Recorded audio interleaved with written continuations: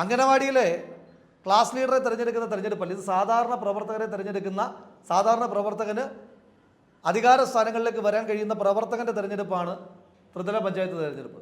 ആ ത്രിതല പഞ്ചായത്ത് തിരഞ്ഞെടുപ്പിൽ ഒരുങ്ങേണ്ടുന്ന പ്രസ്ഥാനം ഇത്തരം ഒരു ചർച്ചകളുടെ പിന്നാലെ പോകുന്നത് സാധാരണ പ്രവർത്തകൻ്റെ, ഒരിക്കൽ കൂടി പറയുന്നു, മൊറയിൽ തകർക്കും.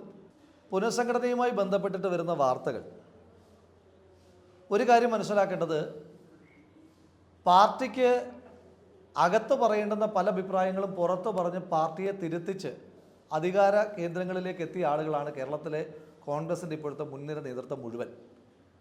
പുതിയ കാലത്തെ ചെറുപ്പക്കാർ നിലയിൽ ഞങ്ങൾക്കാർക്കും അതറിയാൻ പാടില്ലാത്തത് കൊണ്ടോ അങ്ങനെ തിരുത്താൻ ഒന്നുമില്ലാത്തത് കൊണ്ടോ അല്ല മിണ്ടാതിരിക്കുന്നത്.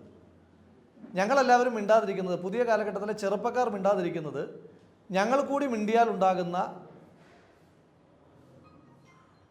പ്രശ്നങ്ങൾ നേരിടാനുള്ള ആരോഗ്യം പാർട്ടിക്കില്ല എന്നുള്ളൊരു ബോധ്യം കൊണ്ടാണ്. മാത്രമല്ല, സംസ്ഥാന സർക്കാരിനും കേന്ദ്ര സർക്കാരിനും എതിരായിട്ട് ജനവികാരം അലയടിക്കുന്നൊരു കാലഘട്ടത്തിൽ പാർട്ടിയുമായി ബന്ധപ്പെട്ട കാര്യങ്ങളല്ല പൊതു ഇടത്തിൽ ചർച്ചയാകേണ്ടെന്നുള്ള ഉത്തമമായ ബോധ്യം ഞങ്ങൾക്കുണ്ട്.